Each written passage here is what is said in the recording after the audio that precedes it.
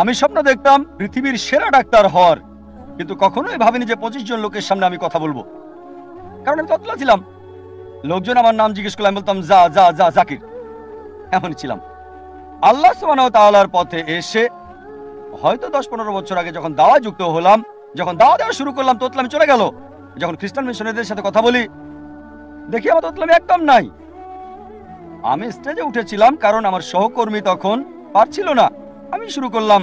আর এখন স্টেজে আল্লাহর রহমতে শত শত হাজার হাজার লক্ষ লক্ষ লোকের সামনে আমি স্টেজে উঠে কথা বলি, আলহামদুলিল্লাহ। এবার কোরআনের আয়াতে আসি। যখন মুসাকে আল্লাহ সুবহানাহু ওয়া তাআলা বললেন ফিরআউন এবং তার লোকদের দাওয়াত দিতে, তিনি এই দোয়া পড়েছিলেন। সূরা তাহা অধ্যায় 20 আয়াত 25 থেকে 28 বলা হয়েছে, রব্বি ইশরাহ লি সাদরি, হে আমার আল্লাহ, আমার বক্ষ প্রশস্ত করে দাও, আমার সাহস বাড়িয়ে দাও, রব্বি ইশরাহ লি সাদরি ওয়া ইয়াসসির লি আমরি, এবং আমার কাজকে সহজ করে দাও।